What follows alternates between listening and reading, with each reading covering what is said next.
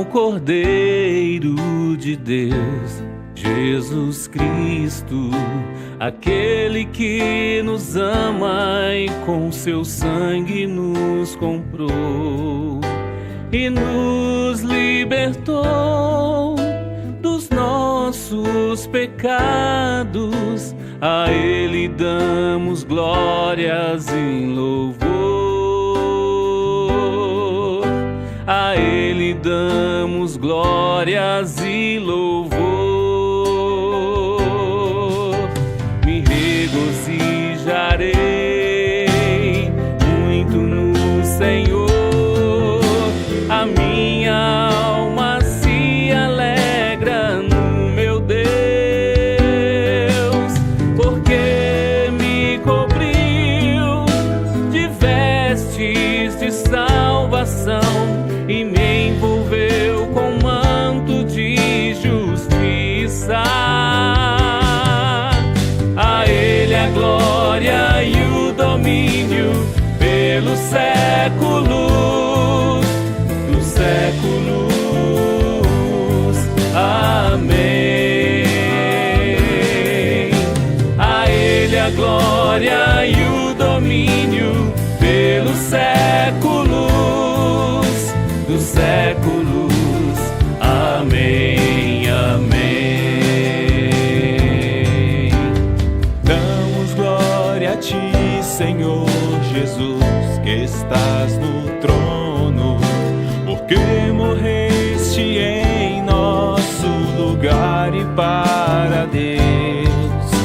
Compraste com Teu sangue todo povo, língua e nação, e nos fizeste sacerdotes reis, e nos fizeste sacerdotes reis. Me regozijarei muito no Senhor, a minha alma se alegra no meu Deus, porque me cobriu de vestes de salvação e me envolveu com manto de justiça. A Ele a glória e o domínio pelos séculos dos séculos. Amém. A Ele a glória e o domínio pelos séculos dos séculos. Amém, amém.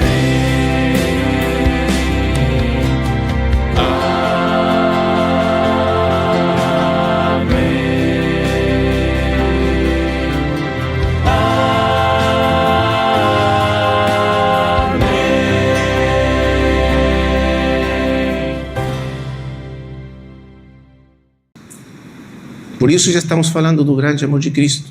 Mas ele está lembrando que o verdadeiro pastor, quando vem um lobo atacar um rebanho, vem um lobo para matar as ovelhas, o que faz o mercenário? Aquele que está aí apenas pelo pago, pelo dinheiro, o que faz? Foge. Portanto, faz, a minha vida vale mais que o salário que estou ganhando aqui, então vou fugir. E o lobo vai, arrebata, mata e destrói as ovelhas.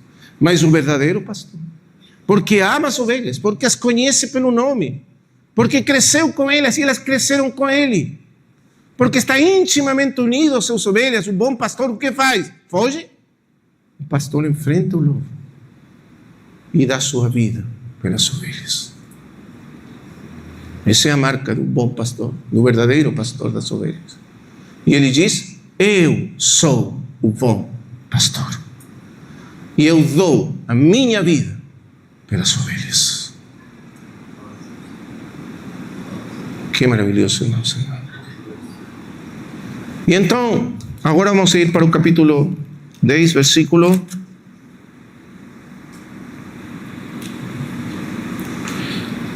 27. O Senhor repete algumas coisas, mas acrescenta agora. Veja. As minhas ovelhas, diz ele, ouvem a minha voz. Já não falamos isso. reconhecem minha voz, ouvem a minha voz. Agora, as minhas ovelhas, diz o Senhor, sempre estão ouvindo a minha voz. E o Senhor sempre está falando para as suas ovelhas. Característico das ovelhas é ouvir a voz do pastor. É um privilégio das ovelhas ouvir a voz do seu pastor. E o pastor sempre fala para as suas ovelhas. Portanto, as minhas ovelhas são aquelas que ouvem a minha voz, reconhecem a minha voz. E então seguem ao Senhor ouvindo a sua voz. Depois disso, e eu as conheço, e elas me seguem. E eu lhes dou vida eterna. Jamais perecerão, e ninguém as arrebatará da minha mão. Ai, irmãos amados, sabe o que o Senhor está dizendo? Que Ele ama tanto as ovelhas dele, os seus, logicamente aqui uma metáfora do seu relacionamento conosco. Nós somos as ovelhas, Ele e o pastor. Mas Ele diz, eu conheço as minhas ovelhas, e eu lhes dou vida eterna, e nunca morrerão. Não perecerão jamais. Quer dizer, a morte nunca tocará nas minhas ovelhas. Você crê nisso? Agora, se você continua lendo, você vai ver que isso é exatamente literal no acontecimento seguinte, no capítulo 11. Jesus tinha 3 amigos, queridos, amados, lá em Betânia. Você conhece essa história? Amados por ele. E João enfatiza, e amava Jesus. A Lázaro, a Marta, a Maria e a sua irmã Marta, ou a Marta e a sua irmã Maria. A esses 3 amigos ele amava, são das suas ovelhas, amadas por ele. O que o Senhor faz quando ama? Pensa um momento. O que faz o Senhor por aqueles que Ele ama? O Senhor te ama. Tu és uma das suas ovelhas, você é uma das suas ovelhas. Deus, o Senhor te ama. Então, lembra disto. O que o Senhor está disposto a fazer por aqueles que amam? Porque Ele diz, as minhas ovelhas não morrerão jamais. Minhas ovelhas nunca serão tocadas pela morte, e nem a morte arrebatará elas da minha mão. Veja que palavras, irmãos. Nem a morte tirará as minhas ovelhas fora da minha mão, do meu amor, do meu cuidado de mim. Então, a seguir, capítulo 11, uma dessas amadas ovelhas morre. Lázaro. Mas Jesus amava a Lázaro e as suas irmãs. João diz isso para nos lembrar que Ele é o bom pastor que ama as suas ovelhas. O que faz o Senhor? Veja que interessante, o Senhor demorou 4 dias e Lázaro morreu. Mas porque o Senhor queria ilustrar com fatos o que Ele estava falando. E logo depois foi. E Lázaro estava morto. Chegou lá, Marta saiu primeiro a recebê-lo e falou, Senhor, se tu tivesses estado aqui, meu irmão Lázaro não teria morto. Era quase uma queixa, meio queixa, mas também uma questão de amor, né? Claro, ela viu o Senhor sarar, curar tantas pessoas que pensou, se o Senhor estivesse aqui, logicamente ele tinha o poder para curar o meu irmão. Mas agora morreu. E como que uma vez que ele morreu, já passaram 4 dias, acabou tudo, já não temos mais esperança. Agora vamos ter que esperar lá a ressurreição dos mortos, no final da história, sei lá quando. E isso ela pensava. Mas o Senhor disse, teu irmão ressuscitará. E ela pensou, ele está falando daquela ressurreição lá no final. Mas o Senhor disse, eu sou a ressurreição e a vida. Irmãos, eu sou, e as minhas ovelhas nunca morrerão. Veio Maria, falou as mesmas palavras, e o Senhor respondeu para Maria nada. Chorou com ela. Porque Ele ama e chora conosco. Ele chora conosco. E quando nós choramos, Ele sente a nossa dor junto conosco. Tens tu, diz Jó, olhos como homem? E o Senhor responde, eu tenho esses olhos. E chora junto conosco. Jesus chorou. Mas logo foi lá para o sepulcro e se parou diante da pedra daquele sepulcro terrível, onde todos os homens terminam a sua vida. Ninguém nunca saiu desse sepulcro. Nunca ninguém voltou desse sepulcro. Mas agora está aqui aquele que é a ressurreição e a vida. E você lembra? Minhas ovelhas ouvem a minha voz. Não importa onde elas estejam. Longe, além da vida, além do sepulcro, além de tudo. Mas a voz dele alcança ainda as suas ovelhas, além da morte. Porque a voz dele é mais poderosa do que a morte. Ele que criou todas as coisas com a palavra do seu poder. E então ele chamou Lázaro, vem fora. E a voz dele penetrou até o profundo da morte. E lá escutou Lázaro a voz do seu pastor. O chamou pelo nome. Minhas ovelhas eu chamo pelo nome. Lázaro, vem fora! E ele saiu das garras da morte e voltou para a vida, porque o pastor o chamou. Ninguém nunca arrebatará as minhas ovelhas da minha mão. Nem a morte tem poder de arrebatar as ovelhas da mão do Senhor. Não é isso maravilhoso? O grande amor de Cristo que nos segue além da morte. E nos buscou além da morte para nos voltar para a vida. E agora chegamos ao final dessa grande história de amor. Estamos no último dia, na última noite do Senhor com os seus discípulos. Isso aconteceu um pouco antes. Agora, só como para encerrar o assunto de Lázaro. Você sabe que, segundo João, foi a ressurreição de Lázaro exatamente o que precipitou a morte do Senhor? Quer dizer, o Senhor sabia que ressuscitar Lázaro dentre os mortos levaria a ele a morte. Para dar vida a Lázaro, ele iria a morrer.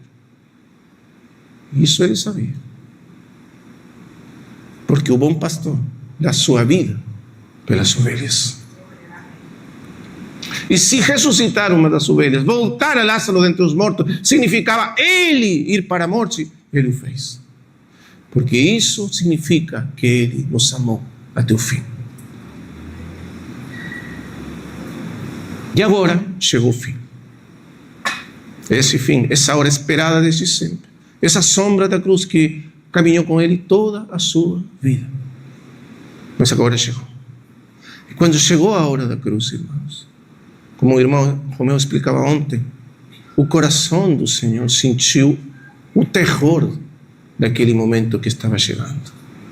No Evangelho de João não está registrado Getsemane, mas está registrado mesmo um pouco antes, quando o Senhor diz: agora está minha alma angustiada.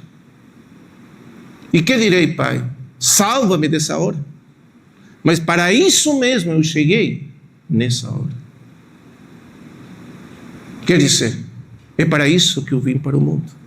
É para essa hora da cruz que eu cheguei nesse mundo. É para essa hora que eu me encarnei. É para essa hora que eu deixei lá minha glória nos céus. É para isto que eu vim. Como ele poderia recusar agora, fugir agora dessa hora? Mas mesmo assim o seu coração, toda a sua natureza bendita, santa, pura, resistia a esse momento. Porque imagine, irmão, o que significava para ele, santo, puro. Ele que caminhou da mão do Pai eternamente, que viveu unido com o Pai eternamente, como nos dizia Romeu, que olhava face a face o rosto do Pai desde a eternidade e nunca perdeu essa comunhão com o Pai, porque essa comunhão é a essência da vida dele. Não é o que é para nós, irmãos. Nós nem podemos entender o que isso significava para ele, mas a essência mesma da vida do Filho é a contemplação eterna do Pai. Se ele perder isso, ele perde tudo. Ainda maior do que a glória que ele deixou lá nos céus. Ele perde tudo. E fica sem nada. Tudo. Amor sacrificial. Amor que renuncia. Amor que perde tudo por aqueles que ele ama. Por toda a eternidade ele caminhou da mão do Pai. Como Isaac caminhando da mão do Pai. Assim ele caminhou. Confiando no Pai, descansando no Pai, totalmente perdido no amor do Pai, seguro no amor do Pai. Assim como as ovelhas dele estão seguras na mão dele, ele sempre estava seguro na mão do Pai. E por isso ele caminhava no mundo e nada causava temor nele. Quando a barca ia afundar lá no fundo do mar, lembra? Na tempestade, ele estava tranquilo, dormindo, porque ele estava na mão do Pai. Ele sabia isso. Mas agora chegou a hora. E então, quando ele estava lá orando em Getsemane, ele estava orando: Pai, se for possível, passa de mim esse cálice. Cálice terrível. Ele tinha que entrar. O cálice na Escritura é um símbolo da ira de Deus. Você vai ver que a ira de Deus está normalmente representada num cálice. O cálice da ira de Deus, diz Isaías, que aturge, que aturdou aqui, enjoa aqui, esmaga. As 7 copas da ira de Deus consumam a ira, os 7 cálices da ira de Deus consumam a ira de Deus lá em Apocalipse. Passa de mim esse cálice.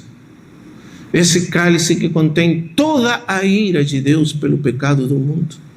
Onde estão incluídos todos os nossos pecados, todas as nossas transgressões, toda a nossa culpa e todo o castigo que essa culpa merece.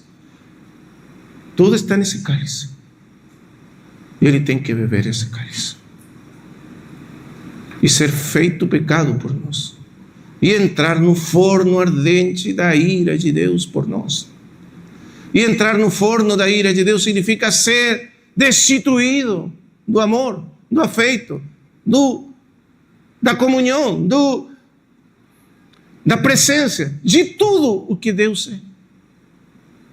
E ser lançado a milhões e milhões e milhões, a uma eternidade de distância de Deus.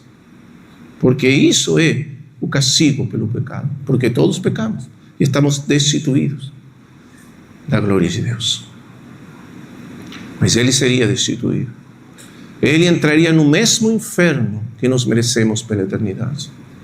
E por causa dele ser uma pessoa divina e infinita, a experiência dele seria também de caráter infinito.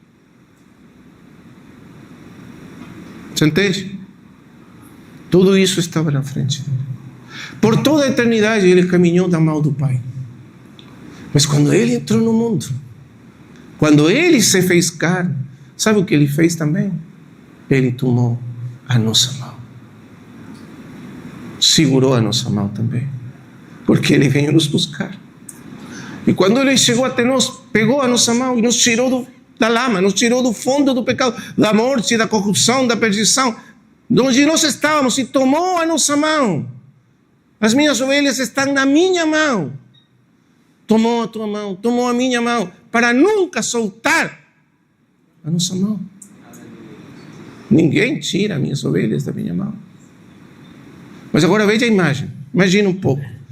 Ele está lá no Getsemane. Numa mão ele segura a mão do Pai. Na outra mão segura a nossa mão. Mas agora tem que fazer uma eleição. Sabe qual? Que mão ele vai soltar? Para ficar segurando eternamente a mão do Pai, ele tem que soltar a nossa. Mas para segurar a nossa, ele tem que soltar a mão do Pai. Amado irmão, que mão soltou ele? Que decisão fez lá em Getsemane? Seguindo a vontade do Pai, sujeitando-se perfeitamente à vontade do Pai.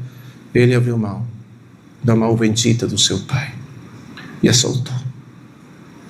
Mas segurou a nossa com toda a força dele. E assim caminhou para entrar no forno ardente da ira de Deus. Irmãos, ninguém, nada do que vem daí para frente, nada conseguiu fazer com que ele soltasse a nossa mão. Lá ele entrou naquele juízo injusto e não soltou a nossa mão. Lá ele foi espancado e não soltou a mão. Lá ele foi ferido por nós, ele sofreu e a sua espalda foi aberta pelos chicotes romanos, mas ainda não soltou a tua mão, nem a minha. Lá subiu o caminho do Calvário, quase sem sangue, hemorragia, perdendo seu sangue, cansado, esgotado, caiu tantas vezes se levantou, mas ainda assim não soltou a tua mão. Ele, qualquer momento, era só soltar para tomar novamente a mão do Pai e tudo teria acabado para ele. Todo esse sofrimento teria acabado, tudo isso seria esquecido num instante em que ele soltasse a tua mão para tomar novamente a mão do Pai. Mas ele não fez isso, ele continuou sem soltar a nossa mão. E logo subiu até a cruz. E aí foi traspassado pelos cravos, pelos pregos. Uma dor que não consegue ser explicada. Até hoje, na língua inglesa, existe uma palavra que expressa a maior dor que um homem pode sofrer. E é excruciante. Vem de cruz. A dor de cruz é a pior dor que um homem pode experimentar. E uma dor física. Mas ele experimentou essa dor aí. E ainda não soltou nossa mão. E finalmente chegou a hora em que o Pai o abandonou. Nessa hora, escuridão terrível, onde ele foi abandonado por Deus, experimentou a ira de Deus, experimentou o inferno, experimentou o que significa ser eternamente rejeitado por Deus, experimentou uma dor tão grande interior no seu coração, no seu íntimo, que o seu coração praticamente estourou de dor, explodiu de dor. Mas ainda assim, não soltou nossa mão. Nunca soltou nossa mão. Nada fez com que ele soltasse a nossa mão. Por isso Paulo diz, estou seguro, tenho certeza de que nem a morte, nem a vida, nem anjos, nem principados, nem potestades, nem o presente, nem o porvir, nem o alto, nem o profundo, nem nenhuma outra coisa criada nos poderá separar do amor de Deus que é em Cristo Jesus, Senhor nosso. Porque ele nunca soltou a nossa mão. Nem na cruz, nem na morte, nem na ira, nem no abandono de Deus. Quando ele bradou, Pai, Pai, por que me tens abandonado? Quando seu coração sentiu todo o peso da ira de Deus e sentiu todo o peso dessa justa ira de Deus contra o pecado, ainda assim ele não soltou a mão de nós. E quando ele morreu na cruz, ainda segurava a nossa mão. Mas quando ele voltou dentre os mortos, ainda segurava a nossa mão. E juntamente com ele nos ressuscitou. E quando ele voltou da morte, voltou conosco da mão. E nos tirou do juízo, e nos tirou da ira, e nos tirou da morte. E ele nos cobriu através de todo esse caminho, e nos protegeu. E ele sofreu no nosso lugar. E logo quando ele se levantou, ele nos levantou junto com ele, porque nunca soltou a nossa mão. E quando ele subiu para ser entronizado e receber a glória do Pai sobre todas as coisas, e quando o Pai o sentou na sua direita, ainda segurava a nossa mão. E até hoje, e para sempre, ele nunca nos soltará. Porque ninguém tira, arrebata as minhas ovelhas da minha mão. Bendito seja o Senhor. Então eu te pergunto, irmão querido, irmã querida, você pensa que agora, em qualquer circunstância que você está vivendo, que você acha que é difícil, que é quase impossível de suportar, ele soltou a tua mão? Não. Porque se ele não soltou a tua mão lá na cruz, nunca, nada fará com que ele solte a tua mão. Jamais. Você está seguro na mão dele. Esse é o grande amor de Cristo. Que grande amor de Cristo, irmãos amados. Nós nem podemos ter palavras para expressar. Por isso Paulo diz, aquele amor sobrepassa todo entendimento. Por que ele nos ama assim? Às vezes eu pergunto, Senhor, por que tu nos amas assim? Eu não tenho resposta para isso. Não sei. Mas ele não é porque não existe alguma coisa atrativa, alguma coisa que, vamos dizer, produz esse amor nele. Não. A única resposta é porque ele é assim. É por isso que João diz, a resposta é porque Deus é amor. A natureza dele é amar. A natureza dele é amar dessa maneira. A natureza dele é amar até o fim, até de maneira suprema. Assim é ele. E quando ele nos criou, ele sabia que ele nos iria amar assim. Então isso não foi improvisado. Isso vem da eternidade. Lá na eternidade, quando ele pensou em ti. Não imagine que Deus começou a pensar em ti quando você nasceu. Nem faz 100, ou 130, ou 150, ou 200, ou 1000 anos atrás. Não, não, não. Ele pensou, ele te conheceu, ele te escolheu lá na eternidade. E quando isso aconteceu, ele já tinha determinado que o Filho Eterno, Cristo, morresse numa cruz romana por ti e por mim.